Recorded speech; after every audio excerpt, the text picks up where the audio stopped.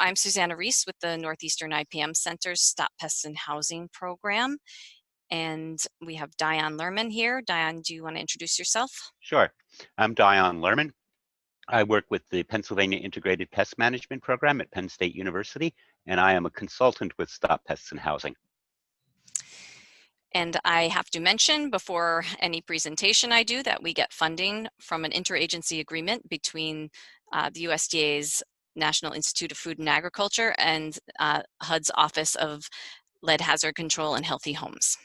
So today I'm going to do a little introduction. We're going to talk about what bed bugs look like and signs, and I know that Leroy over there is very familiar with that, but it's always good for a refresher and for the folks that watch the recording.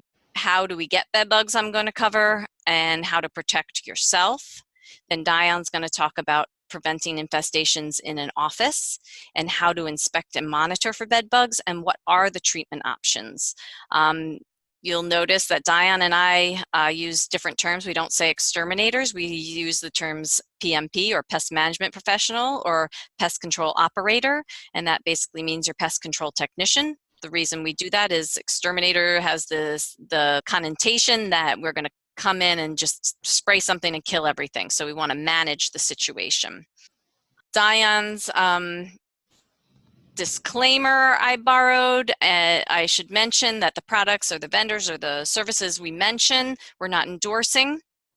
If you have medical concerns, they should be addressed by a medical professional, and do not take legal action based on this presentation. Consult a lawyer. Good advice, Dion. Thank you. Everything that we talk about today is based on peer-reviewed literature, and all those resources are available on request, but the important thing to remember is we try to give you research-based information. So what is a bed bug? I think we all know by now it's a blood-sucking insect that ranges in size from an apple seed to a sesame seed. They can be clear when they're nymphs or babies, and they range from brown to red, and they look pretty different whether they are fed or not fed. Each time each life stage, they have to have a blood meal to shed their skin. So if you have an egg and it hatches into a nymph, if that nymph never has a blood meal, it will never move to the next stage, and it will never become a reproductive adult. That's why mattress encasements work, because they prevent the bed bugs from getting a blood meal. So they can look pretty different, and I think it's really important for staff to recognize what they look like, and I'll show you some mistaken identity pictures in a minute.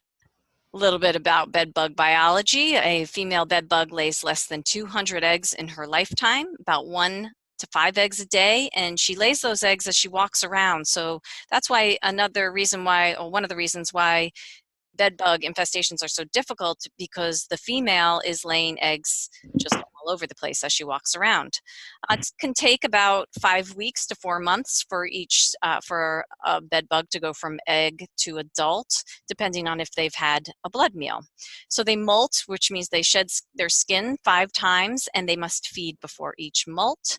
There's a nice picture of bed bugs mating on the left, in the top corner, and one of the theories is that the females wander away from the aggregation sites because of something called traumatic insemination, which means the male inseminates the female at any part of her abdomen. So he pokes a hole in her abdomen. So you would imagine if that female had that treatment, she might not want to stick around and be mated with again, because it can cause some damage. But that is just a theory. I like that theory, but it is just a theory, not proven, but it makes sense. They're most active at night, but as I learned from a story I just heard about a coworker's office in DC that got infested, we found out that they will all, of course, adapt to your behavior. So they had an infestation in an office, and a thriving population that adapted to the habits of the office worker who had the infestation. So they were feeding during the day because that's when somebody was there. They hide in cracks and crevices, and they often hide in groups. They cannot fly, jump, burrow into the skin. They just crawl. Their biggest form of transportation is they hitchhike on coats, bags, furniture, and wheelchairs. When we talk about pests and integrated pest management, both Diane and I belong to our university's integrated pest management programs. We always try to look at the solutions that take away the food, water, and shelter of a pest. But can you take away the food, water, and shelter from a bed bug to control them? The answer is no, we cannot, because we are their food, we are their water, and we are their shelter. So basically on our stool that we want to remove one leg on so it can't stand, we can't do that with bed bugs, and they just go ahead and make their home on that stool. There's a lot of insects and pests that they can be confused with. Bites can be mosquito bites or flea bites. There's spider beetles. I think the most common bug we get in as a look-alike is a carpet beetle, and I put in a picture of a black carpet beetle in the larva, but there's other types of carpet beetles, and they can look pretty similar because they have some similar characteristics and similar droppings. And I just saw a bunch of other people joined us, so our link must have gotten shared. So I appreciate everybody who's joining us now and apologize for the technical difficulties, but thanks for joining us now. I'm going to keep going. There's also cockroach nymphs, bat bugs, and ticks. So why I show these lookalikes is when something comes into an office, it's really important to get a proper identification. So often we look for the signs of bed bugs and we don't always see the actual live bugs. So we'll first sometimes get bitten, but more often than not, when I go into an apartment and I come out itchy, it's because of fleas. So fleas will bite immediately as soon as they detect a host. So you cannot diagnose a bed bug infestation by bites alone. We also see fecal spots. Those are the little droppings that they leave behind, basically bed bug poop. And remember I said they shed their skins 5 times, so often we see shed skins before we see the actual bed bugs. And then we see dead bed bugs, of course, and that's not a really good way to diagnose or confirm an infestation because there could be bed bugs from treatments, and they could be all dead. And then very often we see a live bed bug because they do crawl around quite a bit. We do see them, and they're always seeking out their hosts. Here's a few more pictures just to gross you guys out a little bit, but just mainly just so you're aware of what they look like and in the different life stages. Here's a nymphal stage. And this was a mattress that had almost like a slight hole in it, and you can see how they can get right in there and take advantage of those holes in mattresses. And those are a bunch of nymphs, and they are not recently fed. If you remember the pictures I showed at the beginning, the fed bed bugs look like they have blood in their bellies. These are pretty hungry bed bugs. So we don't confirm an infestation by bites alone. Many people have no reaction. A lot of times it's fleas, like I mentioned, or mosquitoes. So to confirm an actual infestation, you want to find a live bed bug, which is hard because they prefer feeding in darkness, and their bites are often painless, and we don't even know that they're biting us. The fecal spots are the bed bugs droppings. They're different than frass or cockroach poop.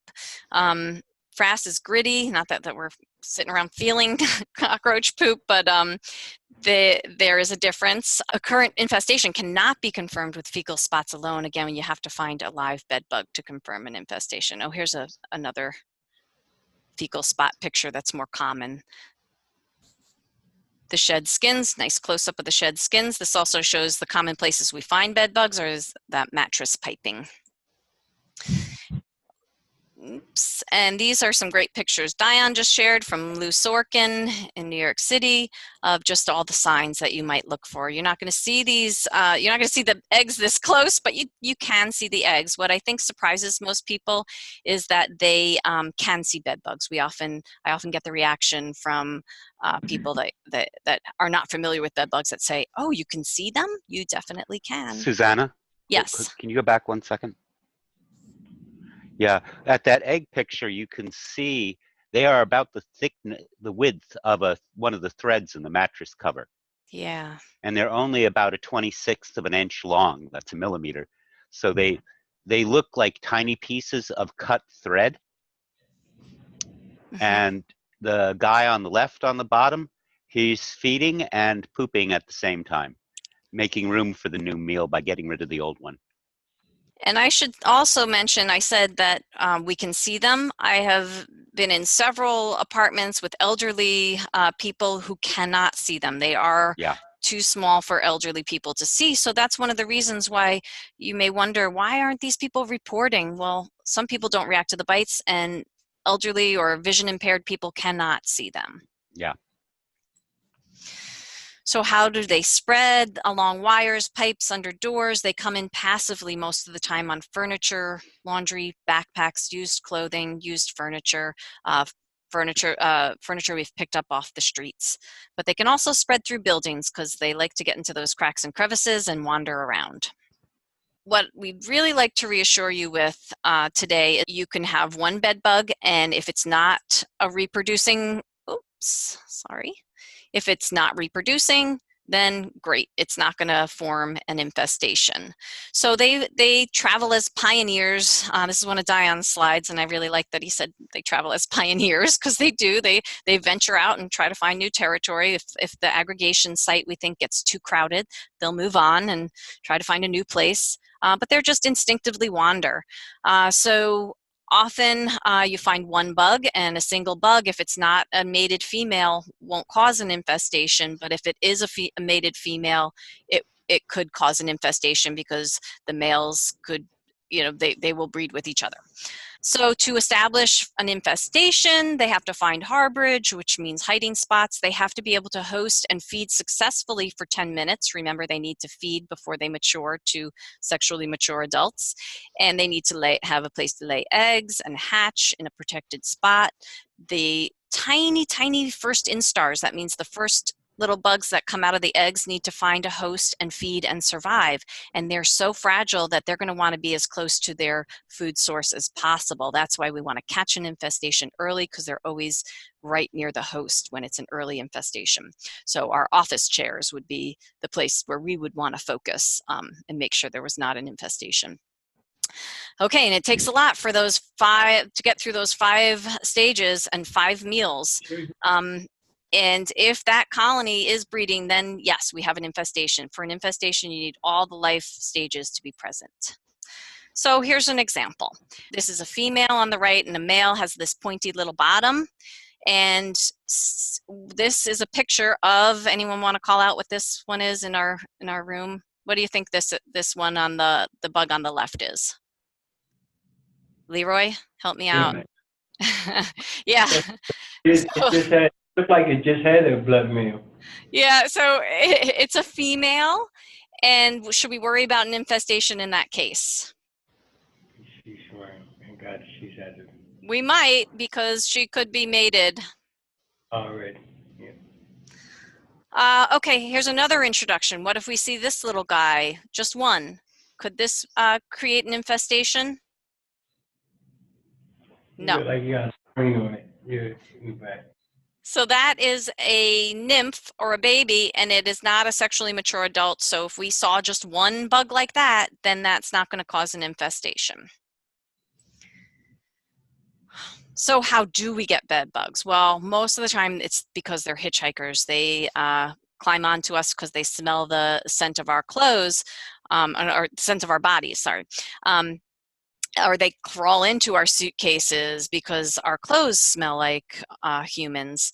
So a lot of times in the housing sites we work with, it's because people are bringing used furniture home, or bringing used clothing without washing it first. So these are all precautions we need to share with residents to prevent the infestations from happening in the first place. Then once they're in a building, they can go through the cracks and crevices and walls in between apartments. And what we're concerned in office spaces is when we have visitors or when we're visiting. So, to know that to catch a hitchhiker on your clothing, you have to be sitting still for maybe 30 minutes or more. It could happen, sooner than that, but you have to be sitting for a long time for a bed bug to feel comfortable approaching you. They don't want to be noticed. So I know you just want to kill them, but before you pick the can of spray up, we're going to talk a little bit about prevention, and then Diane's going to get into, okay, how do we actually control them? So everyone who works in housing, bed bugs are not going away. We have no silver bullet at the moment, so they're going to be around for a while. We can just anticipate bed bugs being part of housing as cockroaches and rodents are, but we can be a little more self-assured because bed bugs don't carry the diseases and the dangers that cockroaches and mice do. So at home, I know that Diane probably does the same thing. I have a mattress encasement because I don't want to throw out my mattress. And I have bed bug monitors at home. And Diane's going to talk about monitors. But these are two really wise choices if you work in an environment with bed bugs and you're exposed to bed bugs on a regular basis.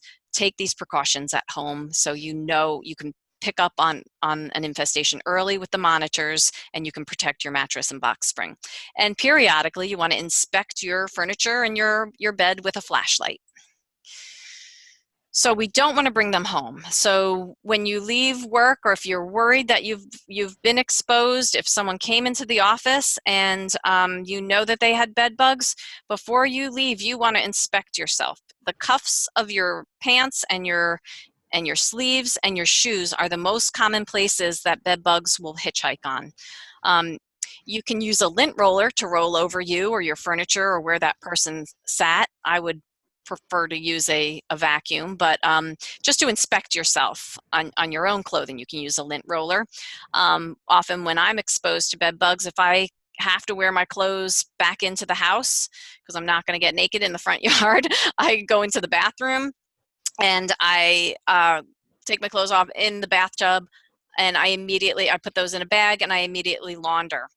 I don't know if Diane does this, but sometimes when we travel, we come home really late at night and I don't feel like doing my laundry right away. So I have a clear plastic tote bin that I put my work stuff into so I can deal with it the next day. They can't get out of those clear plastic totes. So you can do that with your work stuff and decontaminate or inspect it the next day if you need to. If it's going back and forth to work pretty often, maybe you just want to keep that tote and keep your work stuff in that tote all the time. So I want to also mention that your clothing can be decontaminated with just the dryer alone. Even dry clean only items can go in the dryer, and we say 30 minutes on high, but don't overfill it.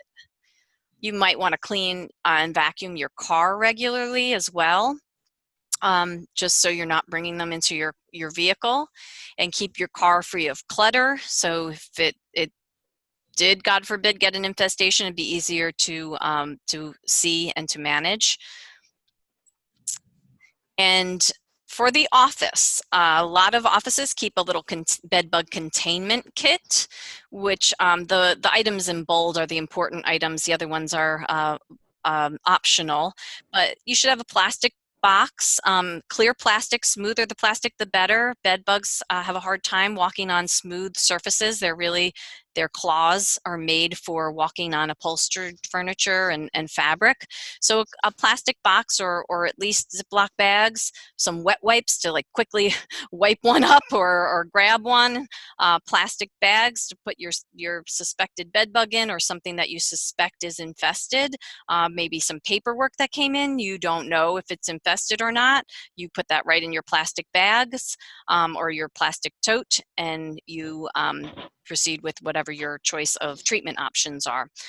And a roll of clear tape. I should have put a picture in. So a nice way to capture a bed bug without touching it and confining it really quickly is putting a piece of tape over it and then folding the tape over, and that contains it, but also allows it to be identified by a professional or by Leroy later on. Or anyone trained to identify bed bugs. If you see them a lot, you probably can identify them on your own, but have Leroy or a professional or one of the other professionals confirm that.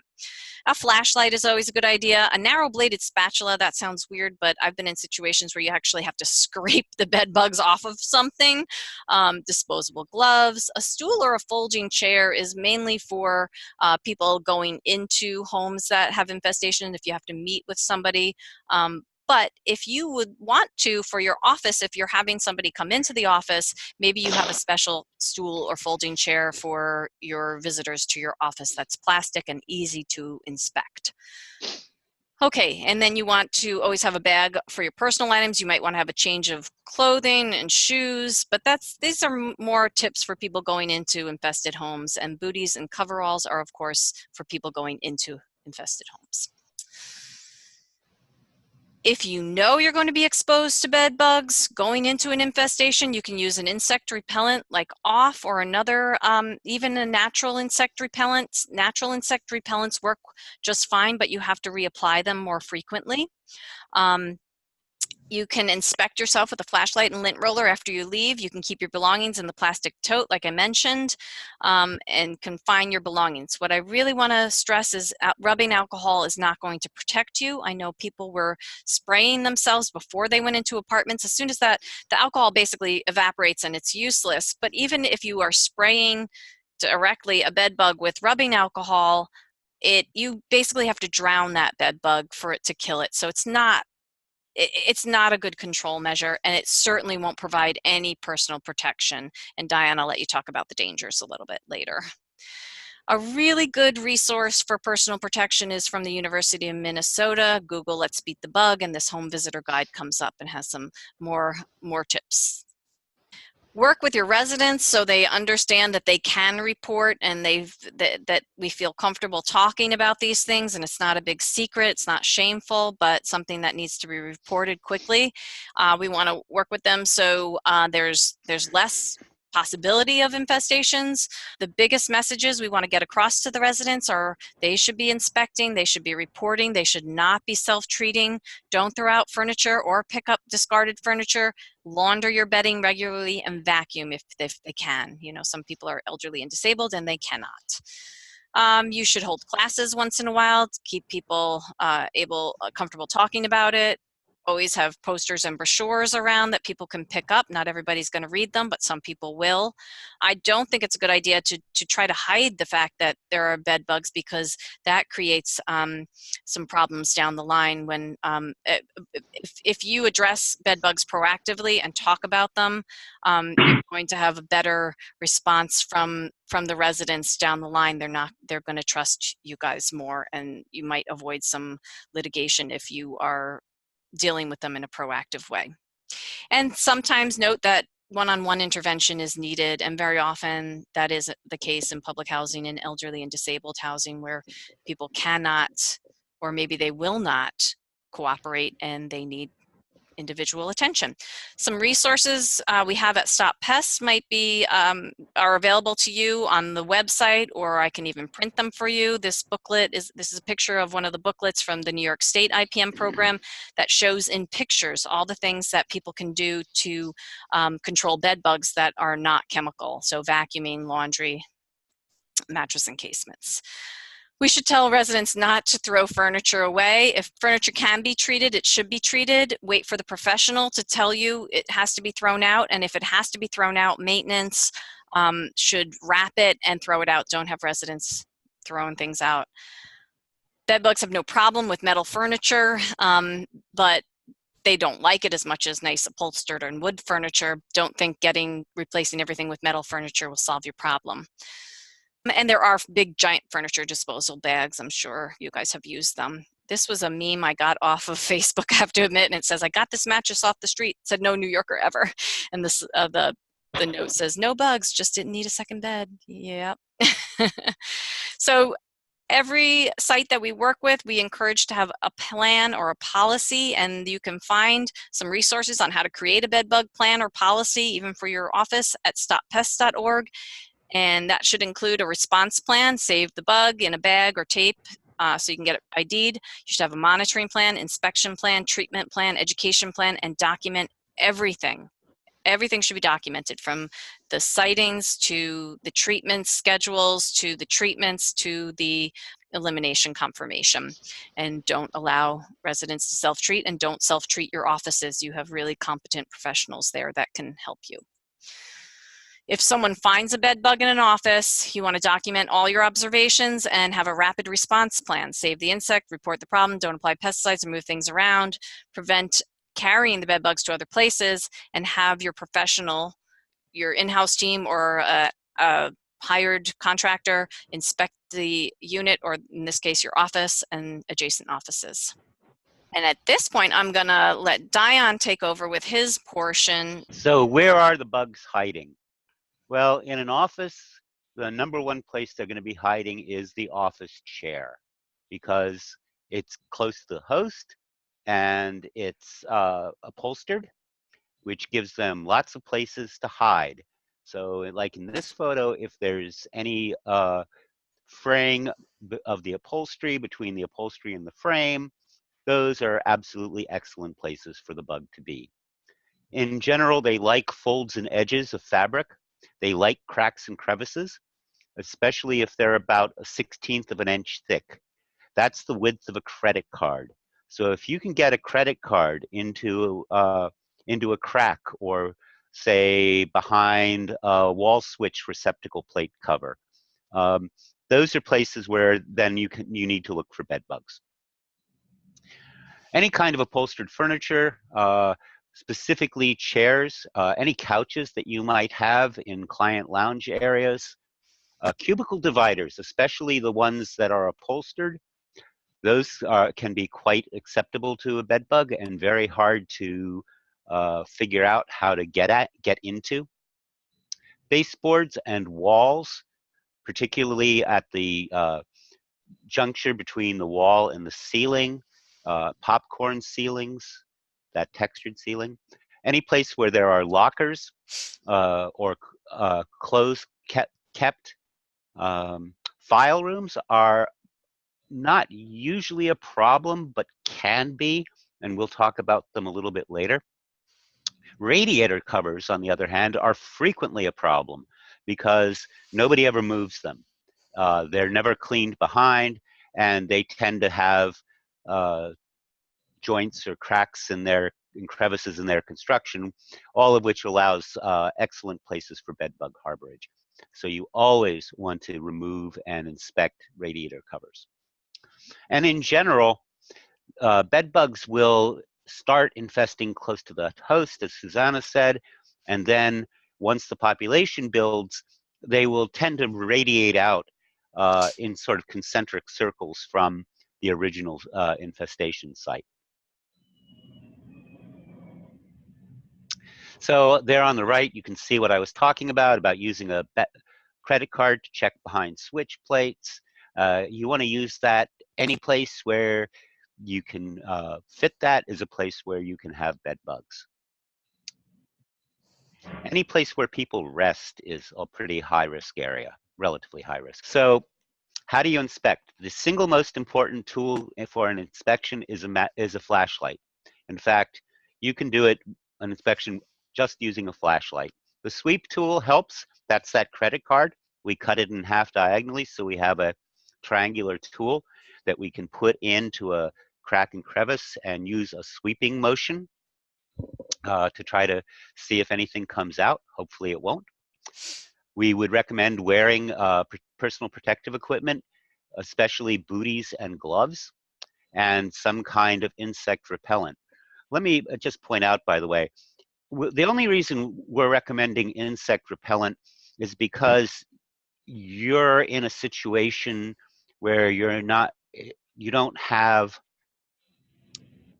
massive infestations. It's more of a casual contact. If hungry bed bugs will walk right through repellent. So repellents are useless in infestations. They are, however, useful tools if you're doing an inspection and you want to make sure that you don't carry any on you. Bed bugs are less likely to be out and about in the middle of the day, and so on and so forth. And they don't attack. They don't jump. They don't fly. All they can do is walk. But as I said, application of insect repellent, say to a children's crib, will not keep the bed bugs away. They will walk right through it. In terms of getting back to inspections, you've got to look behind things, under things, inside things. So in this illustration here, you're going to have to crawl up under that desk, pull the keyboard platform out, look especially at, for instance, the mounting slides that keyboard is on, as well as the bottom side of the desk, where that desk mounts into the wall and on both on the sides and the back, down on the baseboard and around near the edge of the carpet edges. All these are places that you would look for you would inspect very carefully with a bright light.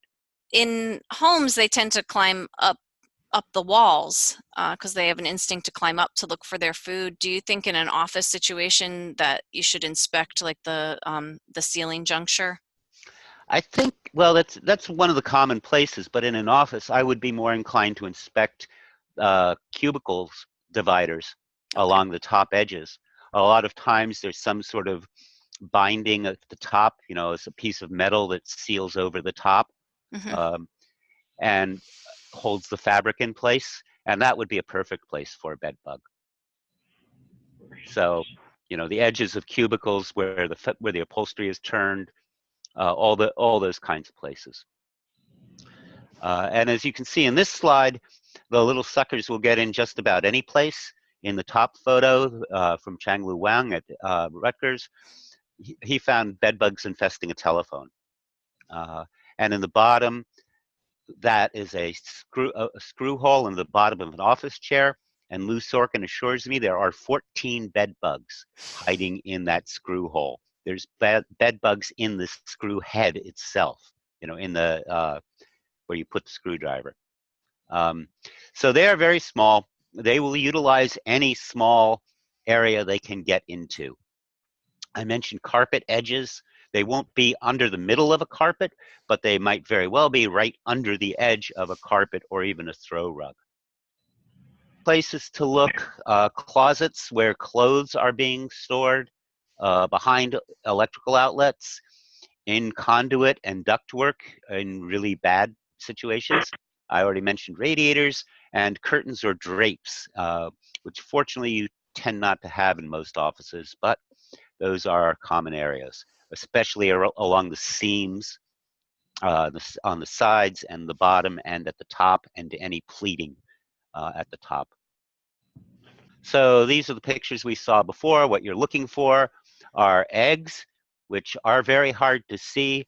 Like I said, they will appear to be little tiny pieces of clipped white thread, but they tend to be, well, they often are in masses. You'll see bunches of them together, and that's when you start to realize what they are. And once you see them, you have a search image and they become much easier to see. But it's really hard to find your first bed bug egg, I'll tell you that. Live bugs, of course, would be obvious. Fecal spotting and cast skins would be a signal for intensive investigation. So the problem, however, is when we have a coworker whose office looks like this. That's an awful lot of harborage. And it's going to be really difficult to inspect. In order to inspect, you're going to need to have several plastic bins so that you can move stuff off of those surfaces and put them into the bins and put the lids on the bins and stack them up. And you're going to leave the stuff in those bins for at least a couple of weeks. And what you want to look for is to see if there's any bug activity in those bins. And then it can be dealt with. But just that mess that you see there, there's really no good way to inspect that. You have to get it down to the bare surfaces, and then you can do the inspection on the surfaces. But of course, you would start with the chair. But you still have to do all that in cubicle, especially if they've actually reported bed bugs. Another thing to be very cautious of are power wheelchairs. Chairs can be easily infested, as you can see in the close-up on the right, and that means those chairs serve as a distribution mechanism for the bugs as well. If you have clients who you know have infestations and they're using power chairs, I would recommend not having them come into your office, but meeting them in their home. If you do have people coming in, what you can do is you can designate an area and tape off a large square, about twice the area of that the chairs cover. And what you use is that blue carpet tape that's double stick. It's 4 inches wide. You can buy it online. Just Google double-sided carpet tape. Basically, you tape off a square, and then the power chair gets parked inside that square. And that functions the same way that a sticky trap would. But the thing about sticky traps, which is we're actually going to come up to on the next slide, is that bed bugs really don't like sticky traps and avoid them. And so what you do is you create a barrier that the bugs aren't going to cross. And if there are any bed bugs who fall off of that chair, you'll eventually discover them walking along the inside edge of that tape looking for a way to get across it. That tape does need to be renewed when it's not sticky anymore. It's no longer going to work. So it may need to be replaced on a fairly regular basis, but it's cheap and easy.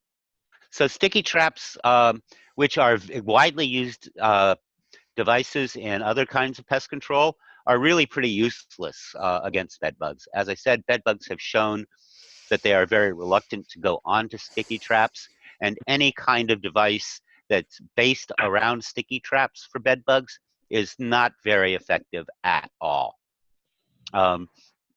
There is some evidence that the low-line trap, which is shown in the back of that photograph is more effective than other bed bug traps. That's because the low line itself has all paper approaches. They don't encounter the sticky stuff until they fall in on the inside. That trap was specifically designed to go under appliances. It would also fit well under beds, couches, desks, and things like that. But we don't recommend other styles of sticky trap for bed bugs. So we also recommend the use of climb-up interceptors as monitors. These can be put under the legs of beds, which is how they're usually used. They can also be used under the legs of desks or cubicles. There's also another option, which I'll show you a picture of in a minute, which is called a volcano. But I want you to notice the picture on the right, which shows a interceptor after it had been in place for 2 weeks, and in fact, it had captured lots and lots of bugs. So this is actually an extremely effective tool. And here we are with the close-up of what was in there. You can see we have adult bed bugs. There are some nymphs in there, and there are also some cockroach nymphs as well. And baby cockroaches are again one of these things that are often misidentified as bed bugs. But of course, you may have both. What attracts bed bugs are three things. The most important is carbon dioxide, which we exhale. And they can detect that plume at quite a distance. And that's their primary clue to come towards us. The other thing that they find attractive are our body odors, especially on our clothing.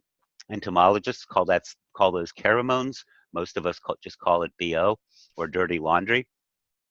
And that, we think, is one of the reasons why travelers come home with bed bugs, is because of dirty laundry in their luggage. At very close distance, about within a meter, they can detect our body heat.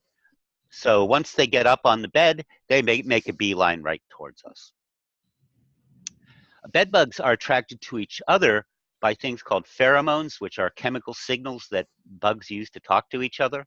And there are many different signals that they can use. The most common and most important for us are the aggregation pheromones, which are actually in the bug's feces, in its poop. And that's what draws other bugs to cluster, as we find on the edges of mattresses or other places where the bugs are. One of the interesting things about those aggregations is they are almost exclusively males and nymphs. Females tend to avoid aggregations because of that risk of traumatic insemination. Passive monitors are there are a bunch of them that have been sold. None of these that are pictured are terribly effective in spite of massive marketing attempts. The idea is that they simply provide an artificial harborage. But the thing is that bed bugs, there's so much good harborage, bed bugs don't feel the need to avail themselves of an artificial harborage. They're just not very effective. Active monitors, on the other hand, have some attractant in them. Usually they use carbon dioxide. And so on the right there, you see a unit that's been on the market for many years. These are available for rent from pest control organizations. Some monitors may also have some kind of heat element. Newer monitors use a lure. So there on the bottom, you see the Sensei Active Volcano. It's called a volcano. It's about 2 inches square, black plastic, and it's got slopey sides and a big hole in the top. So it kind of looks like a volcano. And basically, the bugs crawl up the outside and fall into the inside and can't get out. What you're seeing inside the volcano, down at the bottom, there's a bunch of bugs on top of a lure. And that's what makes this volcano active. You can also get the volcanoes without lures, and they also make a very excellent passive monitor, similar to the interceptors that you put under the leg of your bed. And in fact, these are what I recommend for office settings. They're much smaller, they're more discreet, they fit into corners easily, and they're much less obvious. But that packet in the bottom under the bed bugs that you can see in there, that contains the aggregation pheromone. And you simply tear off the corner of the packet, put it in that monitor, and for the next 30 days, it will absorb, or it will disperse, I should say, pheromone. Again, the bed bugs are amazingly clever, and they can tell the difference between a person and carbon dioxide emission. They can tell the difference between pheromone attractants and an actual aggregation. And so most of these things actually work better in uninhabited rooms. So offices at night is an excellent environment for these. You will be likely to get to catch things in them overnight and over weekends. You probably will not catch anything during the day while people are active, because the bed bugs will simply stay undercover in most cases. Dogs.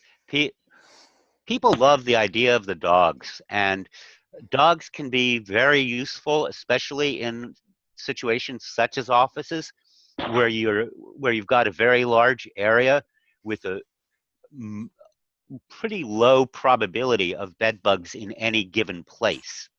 And dogs are very good at sniffing out the bugs, and so they can zone in on a potential hotspot much more quickly than human beings can. They're also very popular. Everybody loves the idea of dogs and the idea that you're being proactive and actually looking for the bugs. There are problems with the dogs, though, which is that the results vary tremendously. The dogs are very variable between the dogs, and even the same dog on different days. You know, we all have bad days, and it's hard to tell with the dog. So repeatability is not especially high. And it's very important that if the dog alerts, you get a visual confirmation and find the bug or find the egg. The most effective dog work is where you have multi-dog systems, where you have 2 or more dogs that are working the same area, and then you rely on confirmations from more than one dog. It's also important to realize that first of all, the dogs themselves are working dogs, which means they only get fed when they're working. So they only get fed when they find bed bugs. So they have an incentive to find bed bugs, even where there may not be bugs. This is also true of pest control companies that own dogs.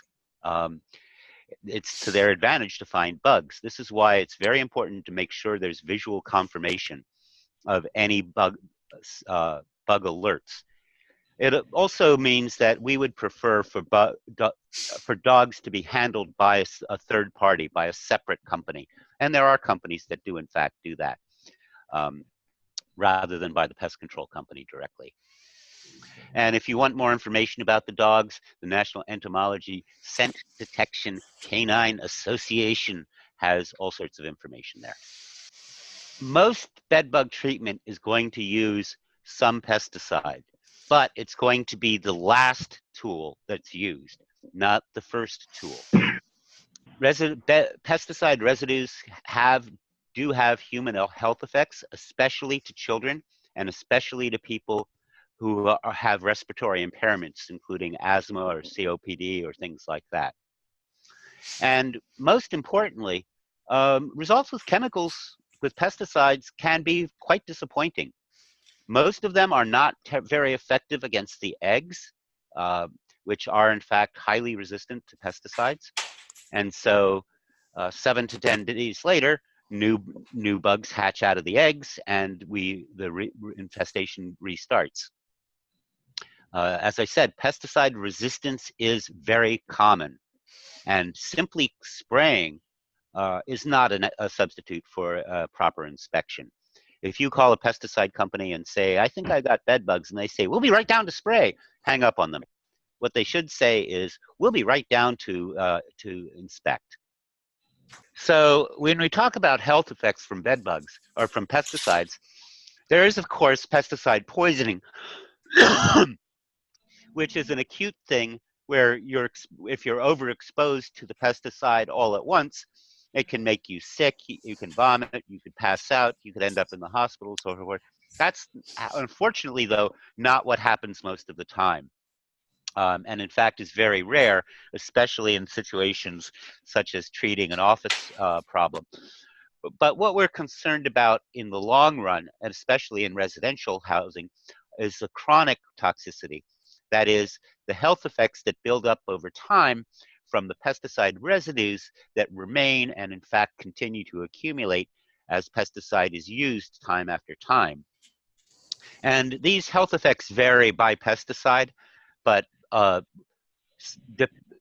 common, or I should say, known effects include endocrine disruption, where they're messing with our hormone systems. They can cause, some pesticides can cause cancer. Some can cause birth defects. Some can cause mutations. That would be permanent mutation that will result in birth defects in future generations. They can have reproductive effects on our own reproductive systems, and pesticides may have broader environmental effects. Overall, there's concern about indoor air quality from pesticide residues as they build up over time. I mentioned resistance in bed bugs. Resistance is very high in bed bugs. In fact, bed bugs are extremely good at developing resistance. They have over 12 genetic mechanisms to help them develop resistance, and they can complete development of resistance to a new chemical in as little as 3 generations. DDT, for instance, when it was first used against them, was extremely effective, but within 10 years was considered useless. We then proceeded to use things like malathion, diazinon, chloridane, you name it, we used it, and they developed resistance to all of them. Currently, the most commonly used class of pesticides, especially in over-the-counter products, but also in professional products, are pyrethroids. And basically, at this point, 85 to 95% of wild collected populations are resistant to pyrethroids, and these will give extremely disappointing results. Every authority, whether it's HUD, EPA, CDC, the National Pest Management Association, everybody says do not rely on pesticides alone. The other thing I want to point out is that we really rely on pesticides as a public health tool. And so very much like antibiotics, if we overuse antibiotics and we help create superbugs, what are we going to do when the antibiotics don't work anymore? If we use pesticides as a public health tool to help eliminate, for instance, stinging insects in schools or massive infestations after natural disasters. What are we going to do when our pesticides don't work because we've overused them? So if you are using pesticides, should be as part of a multiple tactic integrated pest management plan, and your licensed professional is the one who's applying them, and they should be rotating chemical classes. And if they don't know what that means, that probably means you need to get a different pest control. Even if once you identify the fact that you have a bed bug, it's going to be at least 30 days until you can be sure that you don't have them.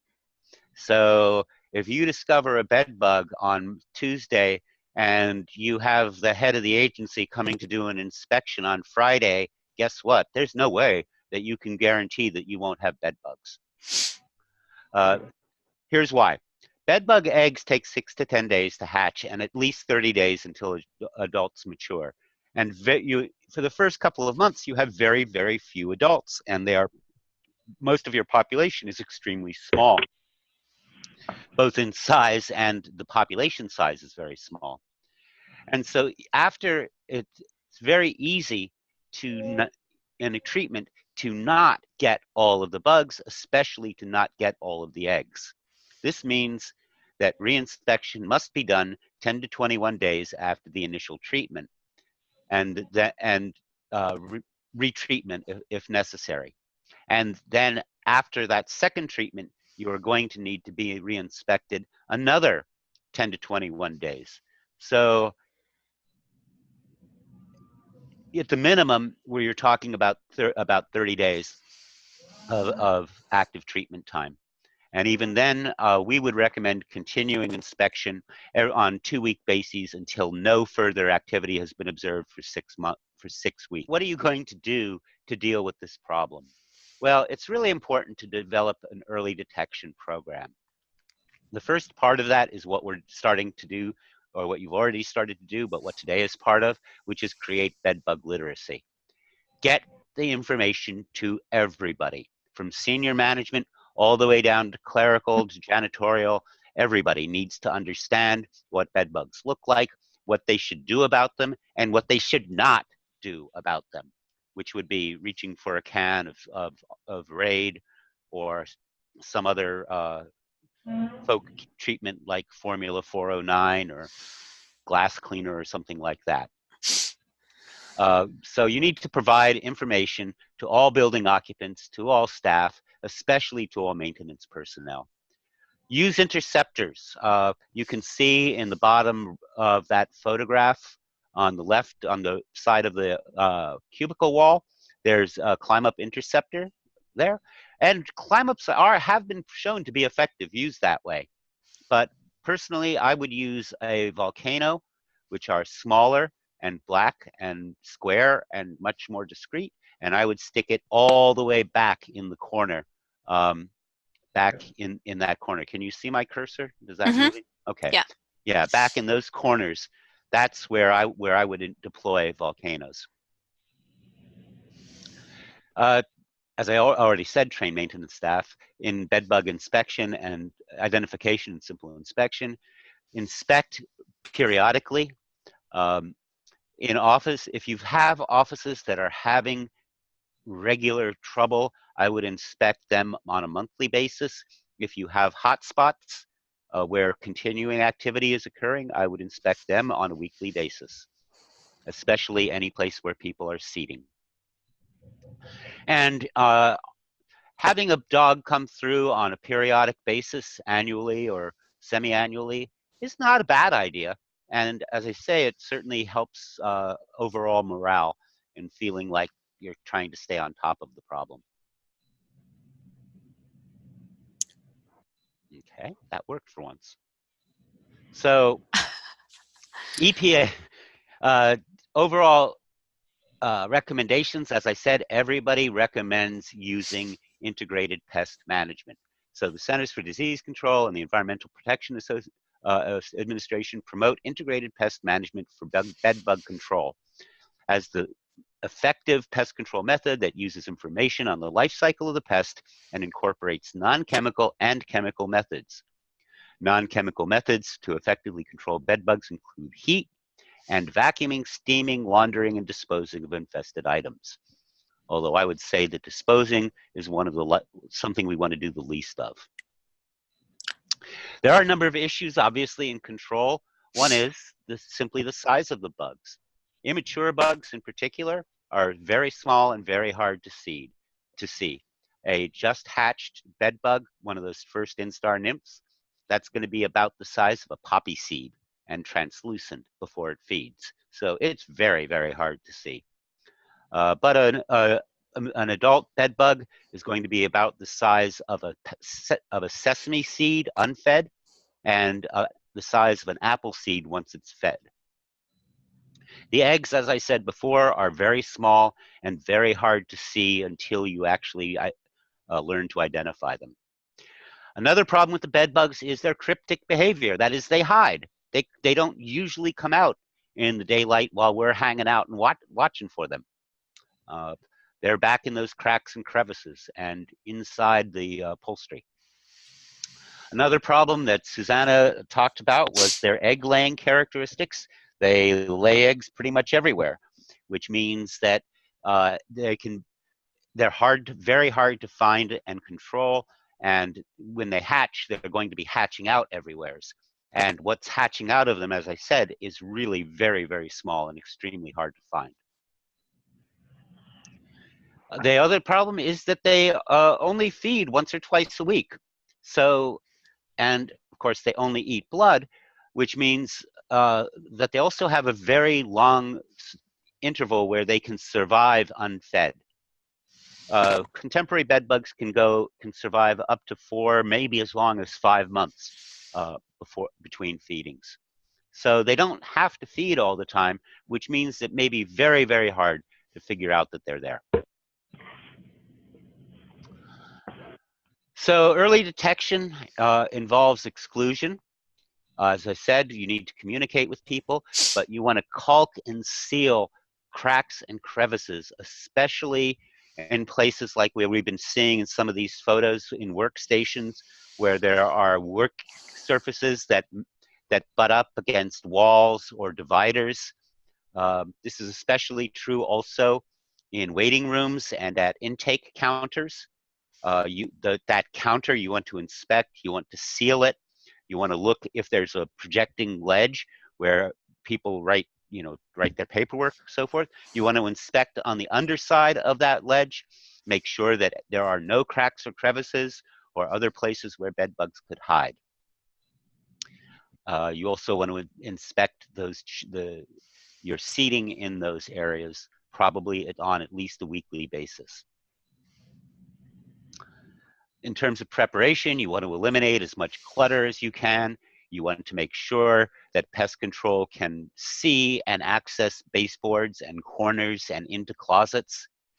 And then again, we would recommend the use of either climb-ups or volcanoes, both of which are pictured here, as monitors. They are in fact very effective as a control device and to prevent introductions from turning into infestations. Because bed bugs have host-seeking behavior that involves climbing, if they encounter one of these devices, they will climb into it. So in the course of looking for the host, an introduction is likely to be captured by these devices.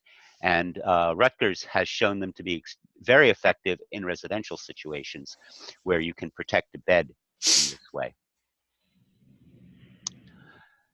So if we look at a pyramid of tactics that we would use to deal with bed bugs, as this is a standard concept in integrated pest management, where we have the base of our pyramid being maintenance and repair and design of the facility. And at the top, the thing we want to use the least would be the chemicals. So at the bottom, we have our maintenance repair issues, including decluttering, caulking, cleaning. And then our mechanical issues include the use of the traps, the interceptors, encasements. And then for physical measures, we have heat, steam, we can use cold, we can use vacuums. And in chemical areas, we primarily rely on dusts, either diatomaceous earth or silica gels, or other similar products. There's another new product I'll be talking about called Apprehend. What we want to avoid in general are the broad spectrum kill on contact, wrong way, kill on contact device sprays, most of which, as I said, the bugs are now resistant to. Many pest control operators have been using neonicotinoids, which were effective against bed bugs, but the bugs are now, in fact, developing resistance to them. And the only person to use pesticides should be a licensed pest management professional. In your own home, you can do anything you want. In public spaces, pesticides may only be applied by a licensed pest control applicator. Now, you have a licensed applicator on your staff, which is truly excellent, and that is possible, but other staff should not be applying pesticides. Certainly maintenance staff in general and office staff in particular should never be applying anything, especially over-the-counter product. So here we are, caulking and sealing. We would recommend silicone caulk, which is more durable than latex or acrylic caulks. They are also waterproof and heat resistant. However, if you have special surfaces or outdoor applications, that's going to require a specific and careful sealant choice. And if you have questions about that, you can direct those questions to Susanna or I, and we can help you make those determinations. So I mentioned vacuuming. Vacuuming is actually an extremely effective way to get rid of any bug that you don't like. There are special pest control vacuums, such as the one purchased here.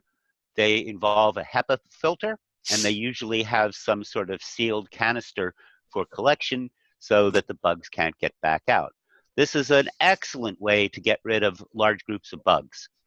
It also makes it easy to clean up debris, like those shed skins, so that future activity by bugs is obvious. Vacuuming alone will not eliminate all the bed bugs, nor is it likely to suck up all the eggs, because the eggs are sticky and hard to get up. If there is a vacuum bag inside, you should remove it and dispose of it outside immediately after use. And if it's a dust cup, you're probably going to want to make sure you clean that vacuum out.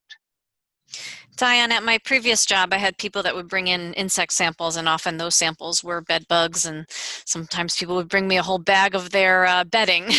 And I would, if you know someone is coming into the office with bed bugs, vacuum as soon as they leave and dispose of the contents of that canister if you can.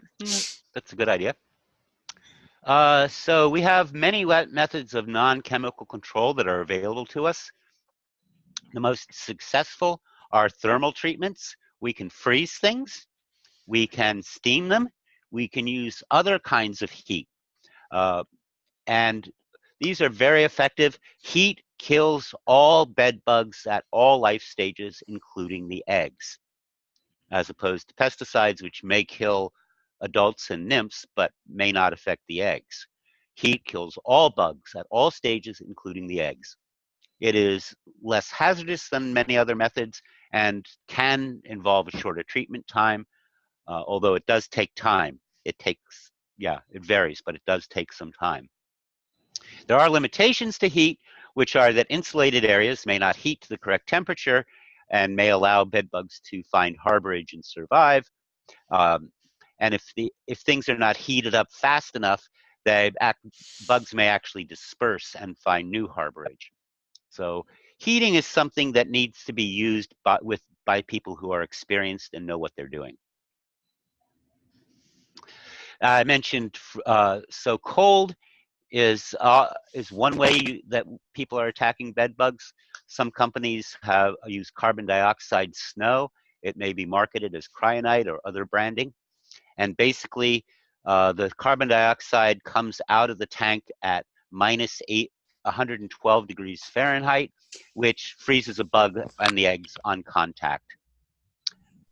The problem is it has to contact the bug directly, and any insulation, even a sheet of paper or a sheet of bed sheet, will protect the bug and allow survival.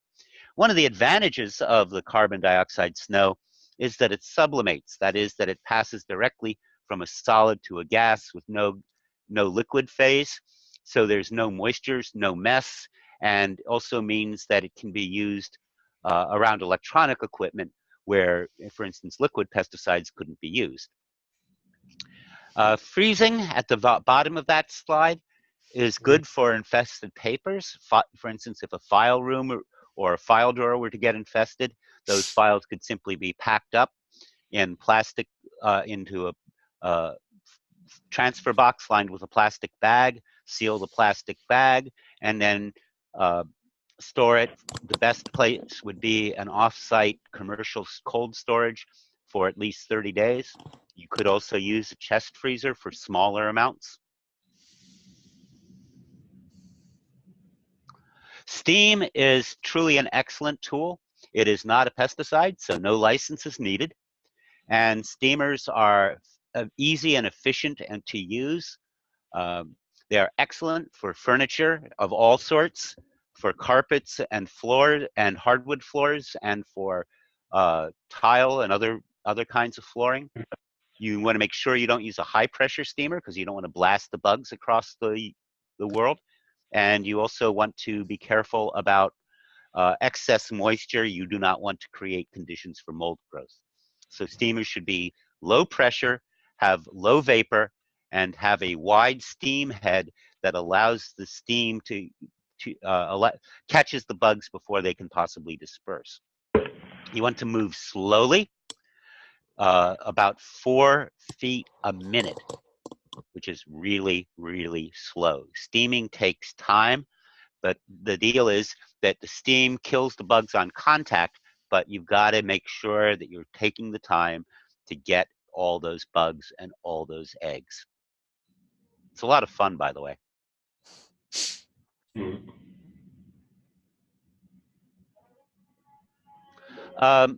Heat treatment can be done in various ways. You can load up belongings and in different kinds of boxes. So there are things called hot boxes, which are a little bit bigger than suitcases, which is what they were originally designed to treat. And these are great for offices. You can put infested items of any kind into them, including, for instance, files, books, personal belongings, office supplies, just about anything. Come back. And that works very well. There are also, your clothes dryer is your new best friend. As Susanna said, you can, if you think you've been exposed to bed bugs, all you need to do is change out of your clothes, put them in a Ziploc, and then when you get to a clothes dryer, throw your clothes into a hot dryer for at least half an hour. You want those shirts to be too hot to touch, but that will kill any bed bugs and their eggs. We can also use other larger heat treatments. So on the left there is an example of a product called a Zap Bug heat chamber, which is essentially a tent that's erected in a room, and then you rack belongings on there, or you, for instance, could put an entire couch in there. It plugs into wall current. It has automatic thermostat controls, so it heats up the objects inside, sterilizes them, and while that's happening, you can inspect and treat the rest of the space, so it's extremely efficient. Heat, of course, affects all life stages, but as I warned earlier, it may not be 100% effective. Okay, so now we're not advancing at all. There we go. So here is some building staff that I trained, in fact, here in Philadelphia. This was a 9-property agency with over 1,500 apartments that had persistent bedbug infestations throughout their buildings for years. We trained them. We did some resident training. the guy on the front left got certified as a pesticide applicator, and they bought their own zap bug room, and that was 3 years ago. They have eliminated their bed bugs, and they no longer have a bed bug problem in their properties. They have no ongoing infestations. If a new infestation occurs, they treat it, and that's the end of it. So it is possible to succeed against bed bugs using these IPM protocols that we've been talking about today. Here is a picture of the kind of equipment that's used for heating up entire rooms by professionals. This is 220 volt equipment.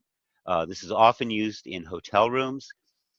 It must be used by professionals. It's expensive and complicated, and it may not be suitable for use in buildings with sprinkler systems. No, you should do. You have to change to put over. Yeah. Yeah. I did Yeah, that. having a sprinkler system go off because of a bed bug treatment would really be a total disaster. It's also very difficult to disable sprinkler systems. That's intentional. And if you do disable it, it may in fact void your insurance. So those are all issues to worry about with if you're heating large spaces.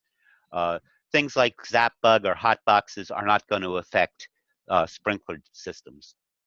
So finally, in most treatments, some pesticide is probably going to be required.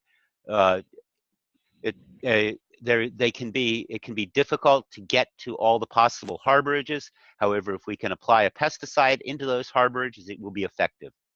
We mostly prefer to use dusts, as I mentioned, either diatomaceous earth, a professional product called Tri-Dye, or other silica gels, or particularly one that's called Cymexa, which has been very effective against bed bugs. As I said earlier, the pesticides may not affect the eggs. Resistance is extremely common. If your pest control technicians are using liquid pesticides, they should not use pyrethroids, or they should be using a dual active ingredient formula. And as I said, they need to rotate the classes on at least a 6-month basis so that the bugs cannot develop resistance. We like to have something with residual activity. That means that it remains toxic to the bugs after it dries. Unfortunately, most of the pesticides we have today have little residual activity, and there are no pesticides that are available that have a preventative application, with one exception, which I'm going to talk about in a second. And that is a new product that was developed by Penn State. It's called Apprehend. This is a non-toxic to mammals biopesticide. It consists of a naturally occurring fungus called Brevarea bassiana, and this has been developed into a spray that is applied by professionals only. It has a innovative spray technology, and it's not available to non-licensed professionals. You'll have to acquire the spray system itself, which is not actually very expensive, but it is unique equipment that's not used for any other pesticide application. And what basically, so you perform a barrier treatment around the box spring and bed frame. You do not spray the mattress. You would also spray baseboards around electrical outlets and other areas, as experience has taught you. And what happens is the bed bugs simply crawl across it. They become infected by the fungus, which they pass off to to other bugs who they mingle with in aggregations. The fungus infects and kills them in a 3 to 5 day period, and will take out an entire colony in about 10 days in the lab. In the field, it seems to be taking about 3 to 4 weeks. What is really kind of cool about this, though, is that when you come back to reinspect in 2 weeks, and you will find dead bugs, you can collect them, for instance, simply with a lint roller. And then you take the lint roller sheet and you put it in a Tupperware container with a damp paper towel for 4 days, and that fungus will grow out of the bugs. and you see all those white fluffy things on there, those are fungus infested infected dead bed bugs. What this tells you is, yes, indeed, the fungus is what killed those bugs, and that fungus is still present and will continue to kill the bugs. In fact, one of the great things about Apprehend is it remains effective for 3 months. And so one of the ways that it's being marketed is to the hospitality industry for 3-month quarterly applications as prevention. This has not been validated yet experimentally. The product is still only been available for a little over a year. So I would say this with some caution. But this may also be a tool and a methodology that you can use if you continue to have persistent infestations or reintroductions into your offices, especially. A quarterly application of Apprehend is a possibility. If I was going to do that, I would recommend that you do it for 1 year and then evaluate the efficacy before you can continue that.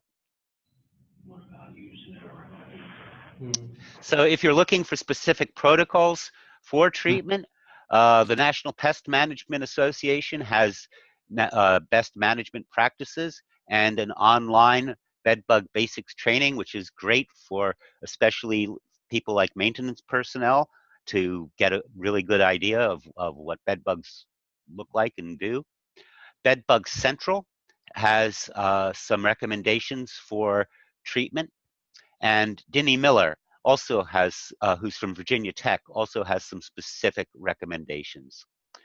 And I can also provide you with copies of those if you want to contact me directly. Some things that don't work or are too dangerous, spraying rubbing alcohol. First of all, it's not effective. It has a knockdown effect on the bugs, which means you spray them, they fall over, you think they're dead, you come back an hour later, they've gotten up and walked away. Secondly, it's very, very flammable, particularly when it's used in a sprayer. That cloud of alcohol mixed with air can explode into a fireball with any open flame, cigarette, incense, candle, spark caused, for instance, by a refrigerator cycling on. You name it, it will explode. There was a woman in Detroit 2 years ago who burned down a 42-unit apartment building using rubbing alcohol to try to treat her bed bugs. I mentioned about using insect repellent to try to repel bugs in a residential infestation. That's simply not going to work. Abandoning the area is not going to work. As I said, the bugs can survive unfed for at least 4 months. Turning up the thermostat is not going to work.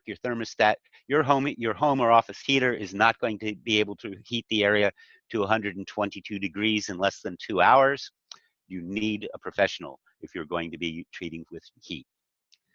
Leaving the lights on doesn't work either, because the bugs will learn to just walk. They'll learn. We don't recommend discarding furniture. It's expensive, and if you didn't get rid of the bugs, your new furniture will simply become infested. On the internet, you'll see things telling you to wrap items in plastic or in black garbage bags and place them in the hot sun. That isn't going to work, because the bottom of the bag against the earth is going to be cold, and the bed bugs will simply find harborage there. Just vacuuming or only using insecticide only are not going to work. You're going to be, missing things. And pictured on the right are Nuvan pest strips, also marketed under the trade name Vapona. These are an organophosphate pesticide. They are prohibited for use in inhabited space. They are only for use in uninhabited spaces, such as attics, sheds, barns, garages. Unfortunately, they have been labeled for use with bed bugs by use in garbage bags. This has proven to be ineffective. and they are an organophosphate, which is an extremely toxic pesticide. And in fact, the usage as in the bags would result in very high exposure to the organophosphate when those bags are opened. So we cannot recommend the use of Nuvan except perhaps in a garden shed where you would be storing things, which is a possibility if you have the space for that. But they should not be used in homes or offices. It's really a dangerous product. If you want information about specific pesticides that your pest professional is proposing to use, you can look them up. The National Pesticide Information Center is operated by Oregon State University and has excellent plain English information in both English and Spanish that can be accessed and printed. If there is an accidental exposure to a pesticide or to any other chemical, you should call the Poison Control Center rather than 911. They clear 95% of their calls over the phone. Okay, that finishes me. I apologize for all of the technical issues that we were having. Are there any questions or other issues that we didn't cover that you want to talk about? So, first of all, Susanna and Diane, thank you so much. This was a very thorough presentation with so much helpful information.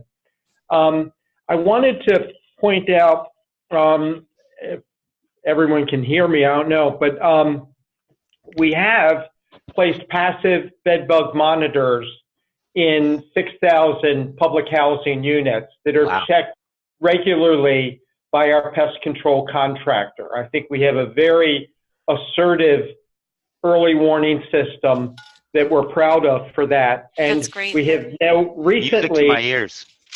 yeah, and now we've recently placed volcanoes in office settings where we have people visiting who may be bringing bed bugs into office settings.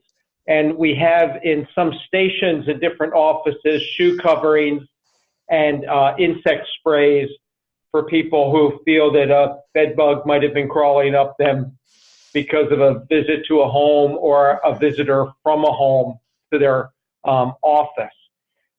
And in terms of the concern with sprays overall, one thing that we adopted with Susanna's advice was using cockroach gels instead of sprays in homes, because the sprays, when you accumulate all the different sprays from pesticides, it aggravates all of those combined problems that you outlined in the puzzle page of your slides.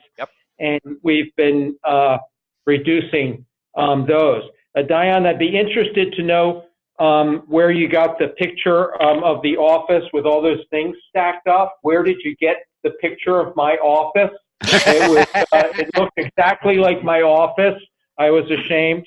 And my last question is, how much do the dogs get paid? And is my underemployed dog, could I train him, or would it be a conflict of interest? Well, it would certainly be a conflict of interest. Training the dog costs about $10,000.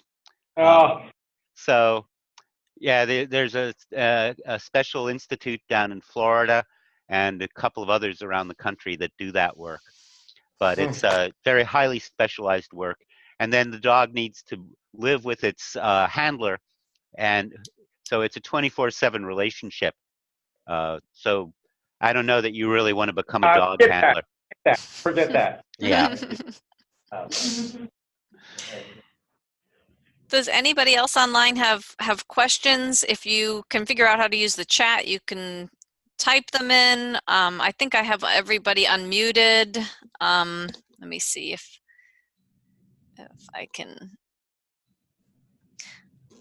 I'm unmuting all, so if you have a question, you can probably chime in right now. So a question about apprehend? Yes, he was saying, he was asking, was it is it safe around people? Doing your application for the apprehend, or is it, I mean? Okay, so when you do the application, Only the applicators should be present, and they do need to be wearing like a P100, P95 or P100 respirator. That's the oil-based, oil-safe respirator, as opposed to the N95 or the N100, which are not oil-resistant. The spores are in an oil base, and when you apply that, yeah. Okay. So no, we're good. So while the application is in a light oil, and while you're applying it, you don't want to breathe that. So, and it would not be, and we don't want civilians breathing it either. So, but then once that dries, which is less than 10 minutes, it's safe for reoccupation, because the oil is simply an oil. It's not a pesticide. It's inert to us. Now, so the apprehend is in fact very easy to learn to do, and you can go to their website, which is simply apprehend.com, and they have PowerPoints, they have videos, they have electron micrographs that show you what the fungus looks like when it's infesting the bugs. It's really cool. And it's very easy to use, very fast to use. You don't need to inspect and find every bed bug. You instead are applying a barrier between the bed bug and the host. So it's I have found it very effective. Again, I would say I'm not endorsing it. I should also say I have no financial interest in the product, even though it was developed by colleagues of mine. But I have personally used it, and think that it's a key tool in our repertoire of tools that we're now using against the bed bugs. So did that answer the question? Oh, everyone's muted. Hold on. The bed bugs is the one that spreads. One more question. Does the fungus still grow on the walls after it leaves, or is that what comes out of the bed bug in general? It don't be on the wall. The fungus does not grow anywhere except in the bug. In the bug. Yeah. Yeah. So all there are spores, which are microscopic and you can't see them, and they have been shown to have no human health effect. Bavaria bassiana, the fungus, has been used in IPM in agriculture for decades. And this is the first time, successfully and safely, this is the first time it's been used indoors, and it had to be subjected to a whole new battery of health and safety testing because of that. It's only been out for a year and a half, so if there is some bizarre hidden health effect, it hasn't been long enough for us to find out about it, but there's no indication from decades of previous use that there would be any such health effect. Yeah, it can only grow on insects. It's very specialized, so it wouldn't just grow in your home. Yeah, it usually grows outdoors in lawns and will kill flies and grubs and things like that. Yeah, entomologists figured out how to weaponize it against specific species by choosing particular strains and then having, it's all proprietary. I couldn't tell you how they do it, but it is kind of like magic. Yeah. Okay. And it's so satisfying when you sweep up all those dead bugs, and then 4 days later you look in there and they're all covered with white fungus. It's like, yes, we are killing bugs without killing people. It's important. Other questions, comments, concerns? Well, Diane, I just wanted to make a comment. It's totally off the track with bed bugs, but it's something that people should appreciate, that when you came to do training for the Department of Housing, and we worked on the house of a veteran whose conditions were horrible, both with pests and dangerous housing conditions, and we collectively worked to save his home. That veteran is still living in his home, and it was a very successful training and intervention that we did together. Oh, And I'm so glad to hear that. it Thank speaks you. of the kind of character that you bring to this work. So thank you very much. Well, thank you. It's great to hear that. And it's always, we don't actually get a whole lot of positive feedback. We tend to hear more about problems than successes. So it's always nice to get positive feedback. Thank you. Thank you. All right. Well, listen, have a great weekend, both of you. And we look forward to working out all the technology for next Friday, because we're going to emphasize the bed bug safety when we're going into units that could be very heavily infested with bed bugs, because we have the whole range.